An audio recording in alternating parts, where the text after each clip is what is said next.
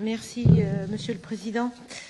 Moi aussi, à mon tour, je voudrais remercier notre camarade Castaldo pour la façon très agréable que nous avons de travailler tous ensemble en essayant de trouver au maximum des compromis qui puissent satisfaire tout le monde. Le tout parce que nous sommes tous persuadés qu'il faut effectivement aider la Tunisie, que la Tunisie a un rôle clé et qu'il est important politiquement de soutenir la transition démocratique dans ce pays. Beaucoup de choses ont avancé, peut-être pas suffisamment, mais je me rappelle d'un ami qui m'avait expliqué 1 an après ce que nous avons appelé les printemps arabes que la Révolution française ne s'était pas faite en 1 an. Donc il ne faut peut-être se rappeler que c'était seulement il y a 5 ans et que la démocratie c'est un long processus et que beaucoup ici présents le savent. Mais dans les principaux problèmes auxquels reste confrontée la Tunisie, il y a la question sociale, parce que les problèmes sociaux n'ont pas avancé d'1 centimètre depuis la révolution tunisienne, la pauvreté, le chômage, Marielle l'a dit à juste titre, les disparités régionales, parce que cette pauvreté, ce chômage sont particulièrement importantes dans le sud, le sud-est le sud-ouest de la Tunisie.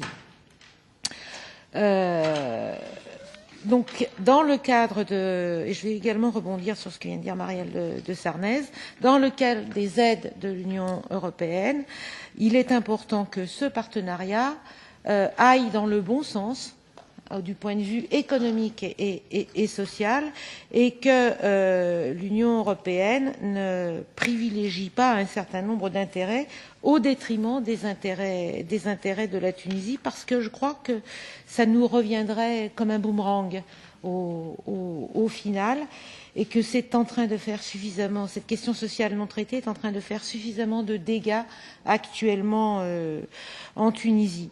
Je voulais insister aussi sur la dimension de lutter contre le terrorisme. La Tunisie est confrontée à un problème grave en la matière, mais que cela doit, dans ce pays moins qu'ailleurs, cela ne doit se faire au détriment des droits et des libertés qui sont encore fragiles, notamment la liberté de la presse, notamment la question des médias indépendants et notamment la question des blogueurs.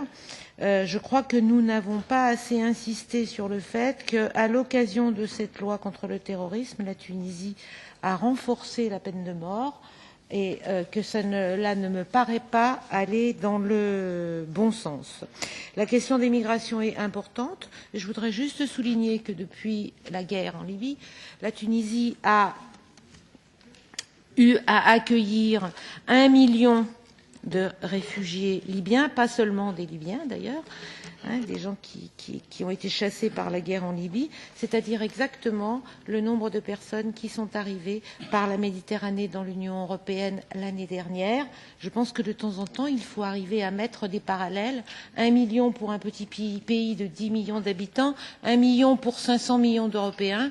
Je trouve que de temps en temps, nos gouvernements devraient réfléchir à ce genre de choses. Et quelques questions clés en fil télégraphique. Non, le partenariat ne peut pas être seulement économique. C'est pour là que l'importance que nous accordons au soutien du Parlement européen, du Parlement tunisien est quelque chose d'essentiel. Il n'a pas les moyens de fonctionner actuellement, donc on lui met beaucoup de responsabilités sur le dos, mais encore faut-il qu'il en ait les moyens. L'importance de soutenir la société civile, l'importance effectivement que les aides de l'Union européenne ne servent pas à aggraver la dette tunisienne. Elle est passée de 40% à 50% du PIB en 5 ans, et en grande partie en raison des prêts de l'Union européenne et des États membres, dont la France, la question de l'égalité entre les hommes et les femmes, et la question de la mobilité, Et notamment, moi je m'inquiète de voir que de plus en plus de jeunes du Maghreb en général, mais de Tunisie en particulier,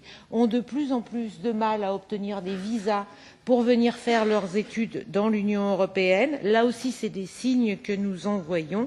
Enfin, je crois qu'il est important que les réformes économiques et sociales qui sont sans doute nécessaires ne se fassent pas au détriment de l'économie locale en Tunisie, c'est-à-dire ne se fassent pas au détriment de l'agriculture tunisienne, ne se fassent pas au détriment des PME tunisiennes et que nous devons soutenir un certain nombre de projets, notamment en matière d'économie sociale, qui sont en train de fleurir en Tunisie.